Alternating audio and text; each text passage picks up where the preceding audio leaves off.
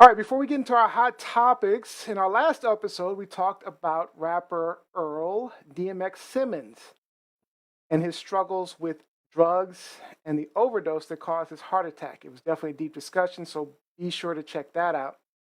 Unfortunately, as I'm sure many of you heard since our last episode, DMX passed away at the age of 50. So I want to just take a quick moment, go around and let our hosts and our audience members share any thoughts that they have on the death of DMX. Let's start with the musician, Robbie Rock. Yeah, like I was sharing with you prior to the show, the it's an untimely death. It's sad, it's tragic, and something that's preventable. So when you see someone go like that, it really is awful. And again, heartfelt sympathies to the Simmons family.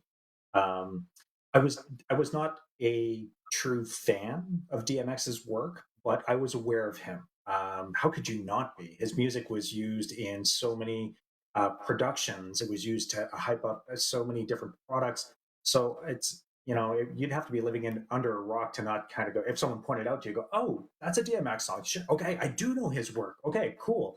And if Yeah. you do know the song, odds are you were bouncing to it and having a good time. And just that distinct gravelly voice that he had, he stuck out. And I mean, when he called out to his dogs, you knew it was Uh, X. Yeah, What do you think, Lizzie? so I had a conversation with someone on before, DMX overdosed and eventually passed away this Friday. I had a conversation with someone on Facebook, a chat, kind of a disagreement back and forth. They made the assertion that DMX was only Black people popular, that DMX did not have a following. And I nearly jumped out of my skin. I'm like, okay, maybe you never stepped out of your hood, but Yeah. I went to the University of Colorado I in the think some people 90s, just don't realize.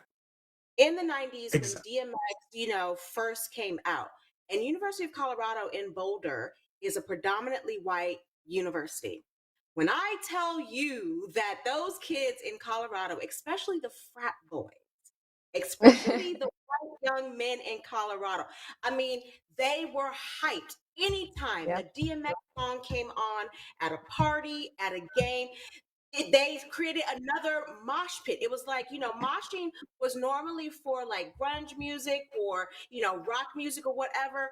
Mosh became a part of the rap scene because of DMX. Yeah. Like those kids were hyped. And so I think he just, crossed all genres, crossed all racial backgrounds. I mean, he was the hype man. He Yep. brought the Yep. hype to He the did. rap scene. I think people He don't made realize they're hearing his songs when they listen to him, because yes, he's played Yeah. like It's just so everywhere. used to it. Yeah. everywhere. Like even if you go to, you go to sporting events back Yep. in the 2000s, late Yes. 90s, 2000s, Yes. DMX songs were played at halftime. They were played during the intros. A lot of baseball players have his song played, when they take the plate. So I said to her, I'm like, I think you need to revisit or go, do some because DMX, crossed all racial barriers. And so Definitely. this was sad for me. This was sad for me because, I knew of his struggles, understood his struggles, over the years. Was definitely a fan of a lot of his music, especially not only his music, but his collaborations with other artists. He collaborated with Jay-Z, he collaborated with Aaliyah, he put Eve, the rapper Eve, he put Eve on as a part of the Rough Riders crew. Mm-hmm. So this was a huge loss, a huge loss. And so, It was. like Rob said, condolences to his family, his loved ones, his friends, everyone, all of his people, everyone's suffering right now. And so, hopefully, they will be able to at least take some solace in that he's at peace. Yep. He's at peace right now. Gianni, you're a '90s baby, right? Yes. So 95. that was when yeah, DMX was big. So what are your thoughts? I feel like DMX, I feel like his whole entire life was an example. Like he's definitely an inspiration to a lot of people. Um, a lot of people like me, like a lot of people that do come from a certain like background and a certain hood and all of that extra, and then you have to struggle like that kind of age old story. But it's like he's not like a Jay-Z in the sense where he was like super brilliant and he becomes a billionaire. But he is brilliant in his own right. But at the same time, I feel like DMX embodied that struggle and to keep going, like the endurance of it all. And so I think that DMX is very inspiring. And I remember something I watched that he said, if I were to die today, I want you guys to know I've lived a good life. So I think that we could leave on that note because I think that he was very accomplished, but at the same time, he has many children. You know what I Yeah. mean, to Was it kind of carry on that legacy. 17 kids? Is it 17? I think. 17 17. kids, Yeah. man. And he even voiced that he wasn't too proud of having so many different women in his life. So he's understanding of his flaws. I respect that. I respect that a lot, very much. For me, I think it was just the way he passed was. I mean, in his life. I mean, because he's one of those people who really didn't advocate for drugs and drug use and things like that. And we talked about his story in the last show, so check out that episode. But I mean, it was just sad. I mean, it was sad to me the way he went out.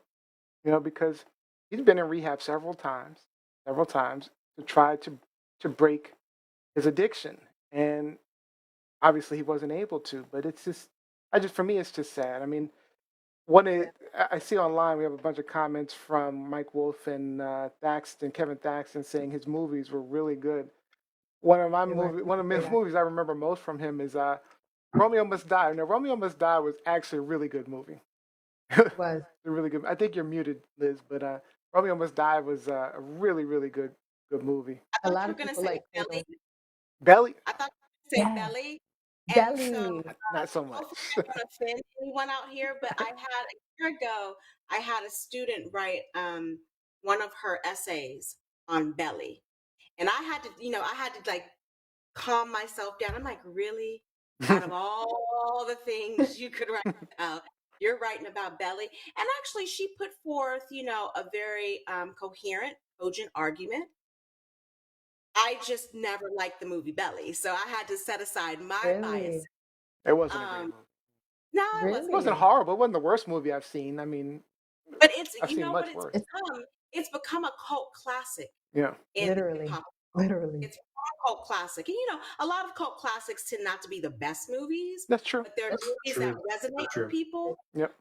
Yeah, the community loves Belly. The community loves Belly. I mean, I was a I big Aaliyah fan, so that's why Romeo Must Die kind of stuck, Yeah, and stuck out to Aw. me. that Romeo Must Die soundtrack was hot. It That was was. Oh my gosh. hot. Yes, it was. Yes. All right.